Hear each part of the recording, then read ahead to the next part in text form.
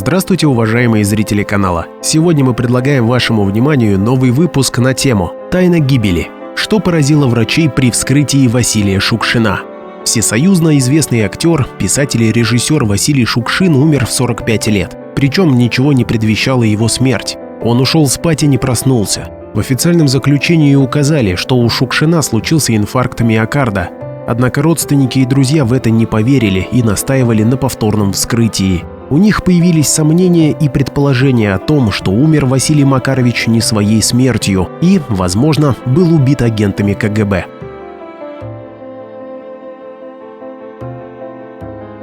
Последняя актерская работа Василия Макаровича – это роль Петра Лопахина, красноармейца.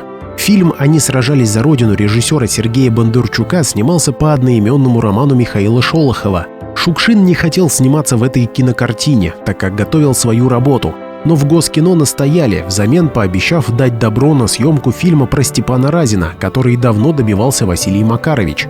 Кинопроект «Они сражались за родину» снимался на Дону. Съемочную группу поселили в станице Клецкая. Но не в домах, а в каютах теплохода «Дунай». У Василия Макаровича была отдельная каюта, в ней он и скончался. Последним человеком, кто его видел живым, был Георгий Бурков. По словам Буркова, в 6 утра Шукшин был еще жив, так как он в 4 утра вышел в коридор и держался за сердце. Бурков поинтересовался, что Василий не спит. Тот сказал, что болит сердце. До 6 часов они просидели, разговаривали, потом Шукшин отправился спать. Это был последний день съемок, оставались какие-то завершающие штрихи. К 11 часам Шукшин должен был появиться на съемочной площадке, но он не вышел. Бурков пошел в каюту и обнаружил тело Василия Макаровича, лежащее на кровати. Позже Юрий Никулин, тоже снимавшийся в этом фильме, вспоминал, что Георгий Бурков поделился с ним странностью насчет Шукшина. Накануне смерти в перерывах между съемками сцен последний сидел на крылечке и что-то задумчиво прорисовывал на пачке сигарет. Бурков полюбопытствовал, что же рисует друг, а тот произнес: «Да вот видишь, горы, небо, дождь, в общем, похороны». Бурков возмутился и стал ругать Шукшина за такие мысли. Тело быстро закрыли, отправив его в Волгоград, где проводили вскрытие. Диагноз звучал как сердечная недостаточность. Правда, местные врачи очень сильно удивились тому, что сердце актера выглядело невероятно изношенным. Мария Васильевна Шукшина, дочь актера, как-то в одном из интервью поделилась своими воспоминаниями. Когда отец умер, а ему было всего 45 лет, патологоанатомов поразило его сердце. Оно было как у 80-летнего старика, как тряпочка. Однако родные и близкие не могли припомнить, чтобы Шукшин когда-нибудь жаловался на сердце. За исключением Буркова, говорившего, что накануне смерти Василий Макарович держался за сердце, оно у него очень болело. Но свидетелей тому больше не было. То, что у актера было довольно здоровое сердце, подтверждается кардиограммой, сделанной накануне съемок в «Они сражались за родину». Эта кардиограмма хранится у оператора Анатолия Заболоцкого, друга Василия Шукшина. Дело в том, что перед съемками этого фильма Бондарчук настоял на полном обследовании Шукшина и других утвержденных актеров в Центральной больнице Кремля. У Шукшина врачи не обнаружили ничего такого, что помешало бы длительной командировке в Донские степи. Ему даже разрешили пить кофе, который он очень любил. А вот насчет сигарет, конечно же, советовали бросить курение.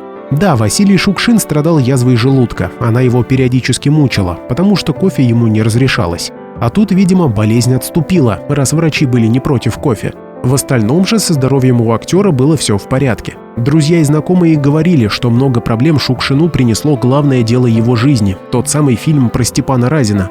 Из-за того, что ему не давали разрешения на съемку, Шукшин сильно нервничал, много курил и часто пил кофе.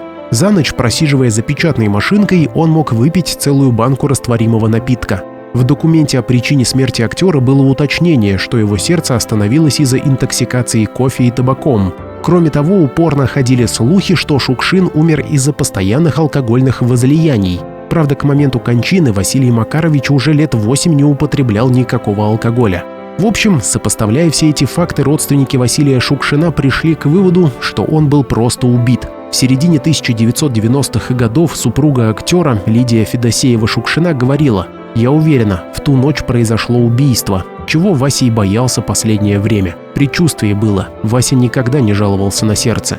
Актера хоронили в Москве. Из Волгограда его тело пришло в запаянном цинковом гробу, то есть никто не видел, кто или что находится внутри. Родственники настаивали на проведении повторного вскрытия, но их просьбу удовлетворять не стали, хотя те и пытались всячески добиться этого по своим достаточно авторитетным каналам и связям. Вот потому-то и пошли упорные слухи, что к гибели Шукшина причастны никто иные, как службы госбезопасности СССР. К тому же косвенных доказательств было достаточно. Когда в каюту забежали те, кто был поблизости, они увидели, что там царит жуткий разгром, как будто кто-то очень спешил, словно что-то искали. Но вроде ничего не пропало. Тело Василия Макаровича лежало на кровати, но было скрюченным. Вот что об этом говорил в 1996 году председатель волгоградского филиала центра Шукшина Николай Дранников. Картину снимали в нашей станице Клецкая. Еще жива Евгения Яковлевна Платонова, ее брали понятой. Евгения Яковлевна рассказывала, что когда они приехали на Дунай, все в каюте было разбросано, будто кто-то что-то искал, а сам Шукшин лежал скорчившись. А вот криминалисты предоставили другое фото. Там Василий Макарович покоится на кровати, будто спит, до подбородка укрытый одеялом, а в каюте все прибрано и чисто.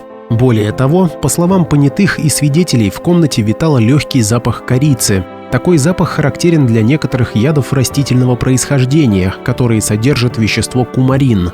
Оказывается, такой аромат имеет инфарктный запах, вызывающий спазмы и остановку сердца. Может быть, его запустили в каюту, так как Шукшин спал прямо перед открытым иллюминатором.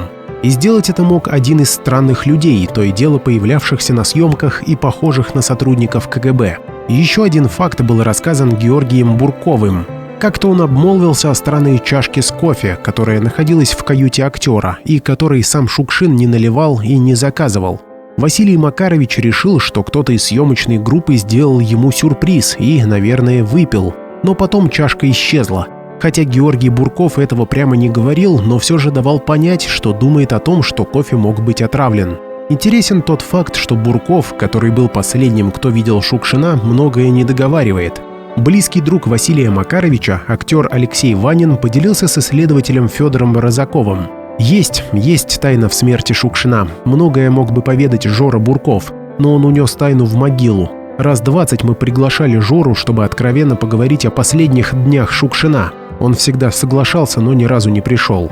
По словам Анатолия Заболоцкого, выходит, что, рассказывая о последних часах жизни своего друга, Бурков путал детали и всегда нервничал. Кроме того, он старался никогда не оставаться наедине с Лидией Шукшиной. Алексей Ванин говорил, что на вечерах памяти Георгий напивался и как-то даже заявил, что Макарыча убили. Может быть, Бурков что-то знал, но боялся об этом рассказывать, и, скорее всего, и его припугнули представители Комитета госбезопасности. Кстати, комитетчики всегда находились на съемках значимых фильмов, в том числе и «Они сражались за Родину». Эти люди постоянно крутились на съемочной площадке и после трагедии с Шукшиным куда-то пропали. Оператор Анатолий Заболоцкий, в частности, рассказывал про одного комитетчика, мол, был там такой мужчина невысокого роста, широкоплечий и с короткой шеей. Но зачем убивать Василия Шукшина? Помешал? А может быть, из-за того, что хотел снять во что бы то ни стало неблагонадежный фильм? Дело в том, наверное, что в начале 70-х вышла сказка-пьеса авторства Шукшина под названием «До третьих петухов» или «Ванька, смотри». Пьеса высмеивала то, как интеллигенция относится к простому русскому народу. Но попутно Шукшин готовился к съемке фильма про Степана Разина. В 1968 году он написал сценарий, а через год закончил исторический роман о Разине «Я пришел дать вам волю». Василий Шукшин пробивал съемки этой картины про Разина, в которой собирался исполнить главную роль. Актер Алексей Ванин рассказывал, что проблемы с фильмом про Разина происходили из-за его изначальной идеи. Это был противовес всей гнили, гадости в стране. Душа у него болела за все, что происходит с Россией, потому ему долго не разрешали снимать эту картину, а когда наконец позволили, случилась трагедия. В 1970 году дали все-таки добро, но подготовку к съемкам снова остановили. Тогда Василий Макарович лично обратился к председателю Совета министров РСФСР Геннадию Воронову. Последний поддержал таки картину, и Госкино утвердило сценарий. Съемки планировали начать на Мосфильме в сентябре 1974 года. Тем не менее, руководство выставило Шукшину свое условие – сначала закончить с картиной Бондарчука. Фильм Бондарчука был почти отснят, но Василий Макарович неожиданно умер. После смерти Шукшина многие артисты стали задумываться о том, что причиной его скоропостижной гибели стала свобода мысли. Например, Александр Васильевич Панкратов-Черный, выступая в 2009 году на вечере памяти Шукшина, заявил следующее: Шукшиным хотели погубить русский дух, боялись, что Васька собрался снимать фильм про Стеньку Разина. Ух, он бы так его сыграл, что мало не показалось бы. Вот и испугались, что он призовет народ к бунту. Актер, конечно, был изрядно выпивший, говоря такие слова. Тем не менее, он утверждал, что про это знали многие. Например, Сергей Бондарчук, Юрий Никулин, Нонна Мордюкова, Георгий Бурков, да и другие актеры, снимавшиеся в фильме «Они сражались за Родину». Но они предпочли промолчать. Все думали, что Шукшина убили. Еще вспоминают тот случай, еще при жизни Шукшина, когда артисты ездили в гости к Шолохову в станицу Вешенскую. И вот там Василий Макарович произнес тост, восхваляя не советский народ, а именно русский. Сергей Бондарчук в разговоре со своим племянником как-то сказал, что Васю убили, и я даже знаю кто.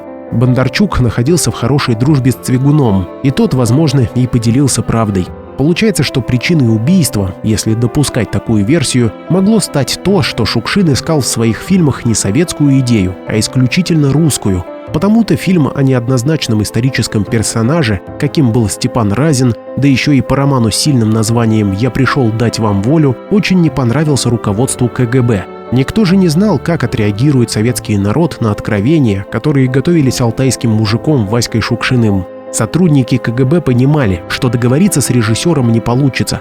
Он слишком громко заявлял о себе и вряд ли пойдет на попятную. Значит, его нужно ликвидировать. Было ли так на самом деле или нет, сказать теперь сложно. Но недаром же врачи, вскрывавшие тело Шукшина, удивились тем странностям, что обнаружили. И недаром родственникам актера не дали сделать повторное вскрытие. Для того, чтобы посмотреть и узнать еще больше интересных фактов неизвестной истории России, подпишись на канал и поставь лайк. Мы постараемся донести до каждого зрителя настоящую неизвестную историю России.